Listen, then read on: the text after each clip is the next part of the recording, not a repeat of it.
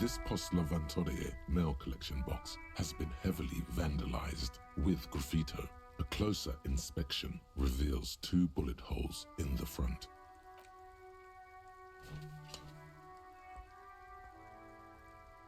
The box seems happy. Eat shit pig, fucked by the coon, and St. G with a crown have been scribbled on it. Jenny is a whore, and best set mailbox also.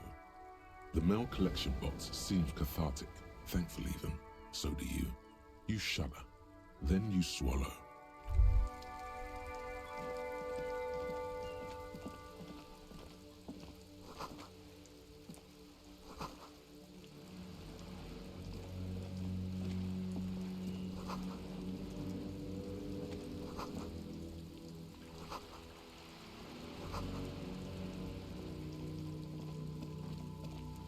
Hello, sir. Step right in. The store is open. Are you interested in a new and exciting book? It's a bookstore, sir. We sell books, postcards, and some board games. It's called Crime, Romance, and Biographies of Famous People. Whoa, whoa, whoa, whoa. Hold your horses, little girl. That is a book. They have stories inside them. It's like someone told you a story in a really long letter. Board games are like little games on a table, made to pass the time. There are several different ones, but sailors here mostly buy cards. A postcard is a small cardboard picture. You can write a few words on the other side and send it to your friend or beloved. My pleasure. Anything else you'd like to know? Okay, sir. I'll try to answer any questions you have. I hope they're about books. My name is Annette, sir. My mum, her name is Plaisance. She owns the store. She's inside minding the register or organising the stock. Feel free to step in and browse our wares. I'm signalling that the store is open. Otherwise people might not know. They'd miss out on the crime, romance and biographies of famous people. Oh no, sir. I'm happy to help Mum by luring in customers. Besides, I have some hot juice in my vacuum bottle to keep warm. I do my studies at home at the moment. I have to help Mum keep this place running.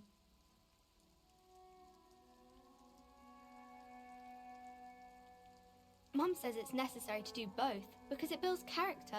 Mum says a proper worker is dutiful. That's how you get ahead in life. You succeed. There is stress and unease behind these words. She's reciting etiquette. Mum says it's peachy. She was a little afraid at first. There's talk about this house being cursed. Behind her, the window has been boarded up. You sense the boards creaking, twisting for a second, and some kind of doubt in her tense shoulders. Cursed in the way that makes them say that no business has ever really thrived here, sir. That they all go... Exactly, but we've been doing fine so far.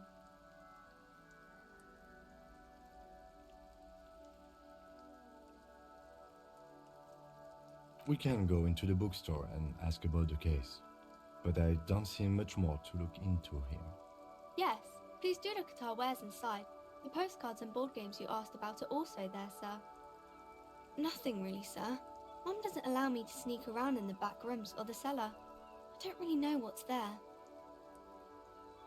It does not manifest itself in any way. It does not exist. I liked it better when we were talking about whether it's appropriate to stand out in the freezing weather. No such thing. Anything else you wanted to talk about, sir? Maybe I can tell you about some of our books instead. Crime fiction is about murders or burglaries or things like that, and the work of a policeman or a private detective who's trying to solve a crime and catch the criminals.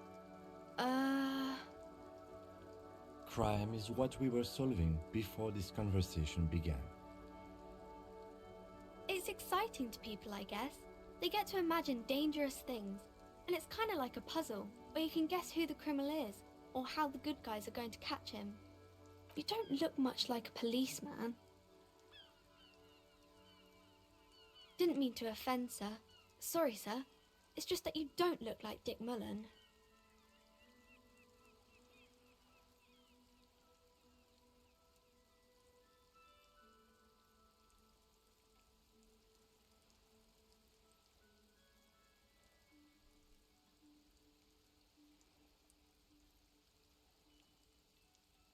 Head, yes. Not head, child. Heads.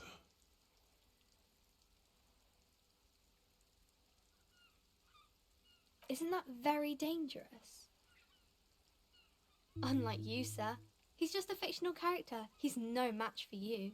Maybe you can show me some real police work, sir. Like in the books.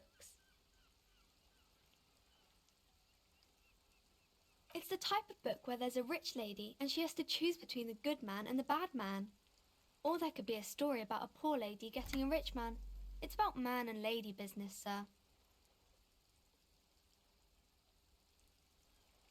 It happens, but usually the guy gets rich in the process. Or should actually be rich himself, but has lost his family property unjustly, like during the revolution or something. Those are unhappy books, for most of the pages. People sad about what they have lost, but then it all turns out just fine in the end. These are not very common. You can't have a choice between bad and bad. Nobody wants to read a story like that. Well, maybe then it's fine. Maybe if the lady then decides not to pick either, because she doesn't need a bad man. Yes, that would be interesting. That's really not a proper romance story. That's more like everyday life. Not in romance books, sir. These are about nice and pretty people, and everyone is happy in the end.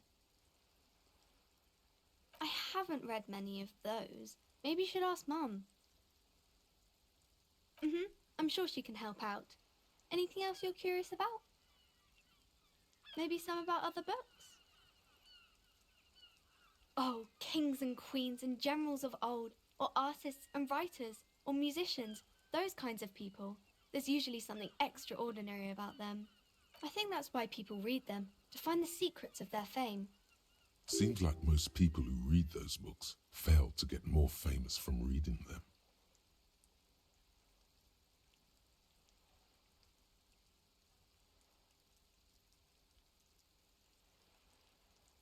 But it does make the famous people more famous.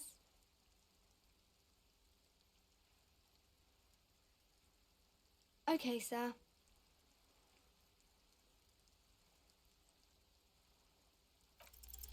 The girl keeps her hands folded, hidden.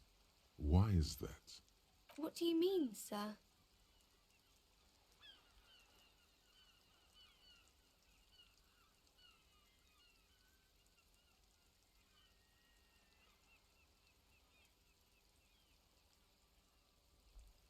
She looks around anxiously.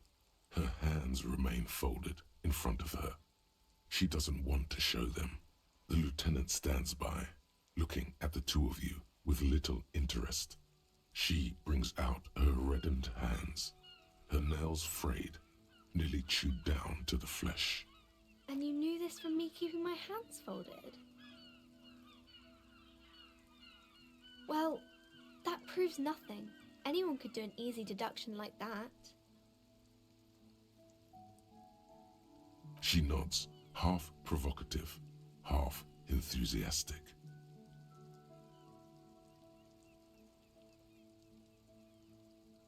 Maybe so, sir. Okay, I know it's a bad habit, and I shouldn't. It was okay, sir. There's more that can be achieved here. Ask her to do the same.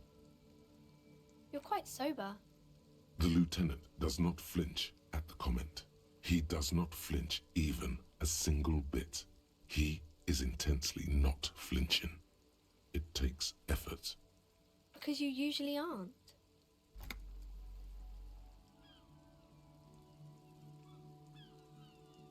I sure hope you are, sir. There she stands, swaying on her feet, assaulted by the early spring breeze.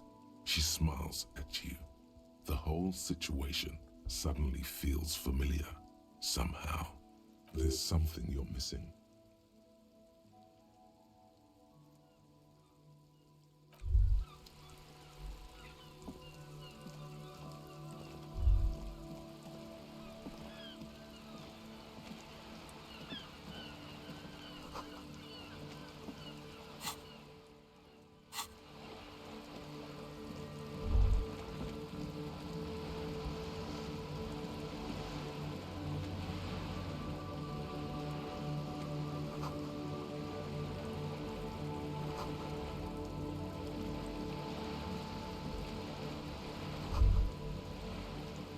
This coin-operated viewer is facing southwest. Its coin slot is full of fossilized bubblegum, rendering the machine permanently inaccessible. Probably some kids. A simple but clever solution to ruining a coin-operated viewer. It took ingenuity. The metal feels cold and wet under your palm. It looks unhygienic. A thick layer of graffito covers the lenses. You spell out the word Onuk written on the other side, with N and C scribbled backwards. That's Kuno on the lens. Under the graffito, a sea of blues and greys appear. Behind the water lies a coast studded with concrete and reeds. On it, a church on stilts, lanky weather-worn wooden planks, an X-shaped cross topping its tower. You know this to be the Star of Pericanasis, or the Cairo, the central symbol of the Pericanassian Church, a star, a great moral height to be strived towards. The church looks old and weather-worn. There are no lights in the windows. Around the large wooden building you see chunks of sea ice gathered on the beach, and a small tent set up on the ice. Volumetric ship compressor. Bizarre scientific news from Revachol West today, where a police officer's shit has been observed at a pressure of around 495 gigadecimals. These metallic hydrogen levels of shit togetherness were thought to exist only at the center of collapsing stars, not law officials. It remains to be seen how long the shit singularity lasts.